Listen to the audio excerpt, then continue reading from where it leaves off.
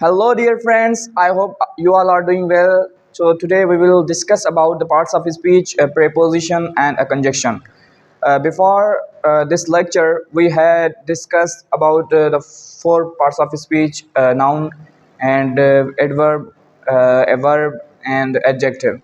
If you didn't watch these videos, so please first watch them and then come here and watch this video, because if you don't understand these words, noun and pronoun, then you can't understand the preposition and conjunction.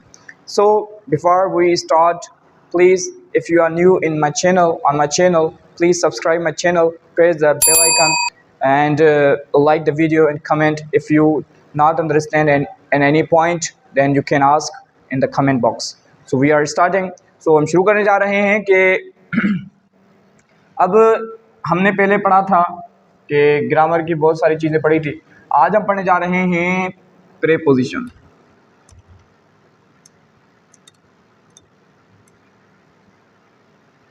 Preposition, ठीक है। अब preposition एक ऐसा word होता है जो दो चीज़ों के बीच में उनका जो रिलेशन है उसको डिनोट करता है। यानी दो चीज़ें कौन सी, दो नाउन हो या दो प्रोनाउन हो, उनके उनके बीच में एक रिलेशन जो है बनाता है। यानी it is a word which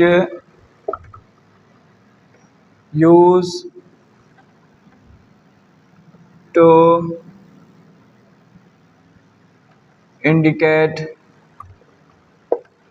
the relationship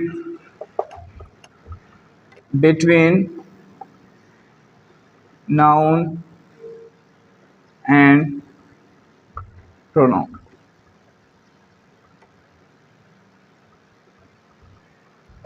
यानी ये एक ऐसा वर्ड होता है जो नाउन और प्रोनाउन के बीच में एक रिलेशन बनाता है, रिलेशन को डिनोट करता है। और वो रिलेशन किस तरह का हो सकता है, वो कोई टाइम का हो सकता है, रिलेशन हो सकता है, या किसी जगह का हो सकता है, किसी पोजीशन का हो सकता है। एग्जांपल हम ले लेते हैं कि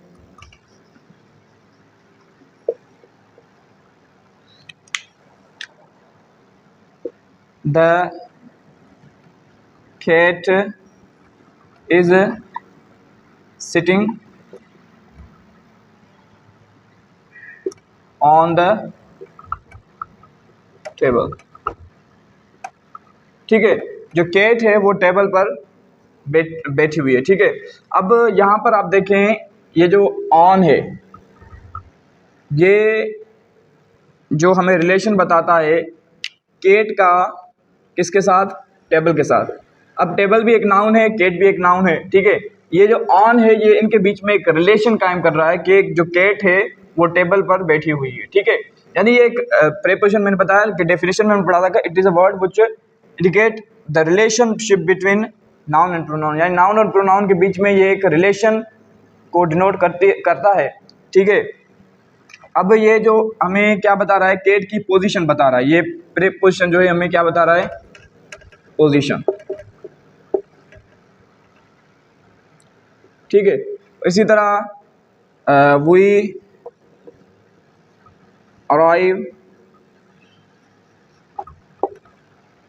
arrived in the school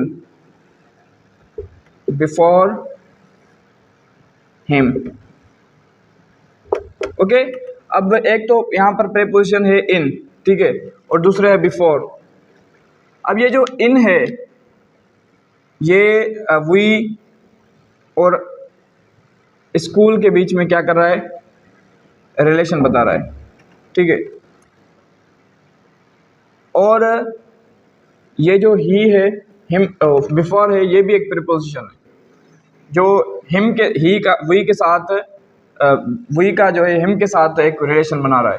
यानी हम जो है स्कूल में पहले पहुँचे, उन लोगों से पहुँचे, उससे। हिम का मतलब वो होता है कोई ऑब्जेक्ट, कोई इंसान हो सकता है, ठीक है, कोई मेल हो सकता है। अब इस सेंटेंस में ये बताया जा रहा है कि हम स्कूल में पहुंच गए उससे पहले। अब हम स्कूल में, यानी अब हमारा क्या है, स्कूल से ताल्लुक़ इनकी वजह से जो है इस सेंटेंस के अंदर इनकी वजह से हुआ। इनने हमारा एक रिलेशन, सेंटेंस के अंदर एक रिलेशन बनाया टू नाउन्स के अंदर, यानी ये एक रिलेशन बन गया इनका बीच में। और यहाँ पर बिफोर जो है, बिफोर ने रिलेशन से, बिफोर की वजह से वी का रिलेशन किससे हुआ, हिम से। अब कह रहा है वी अराइव बिफोर हिम, यानी हम उनसे पहले पहुंच गए। अब यहाँ पर जो बिफोर है, ठीक है, ये टाइम को डिनोट कर रहा है, ठीक है, और इन किसको, चीज़ को, पोजीशन को। इस तरह डिफरेंट प्रीपोजिशन होते हैं जो टाइम को डिनोट करते हैं, पोजीशन को डिनोट करते हैं, ठीक है। सो ये नोट कर लें।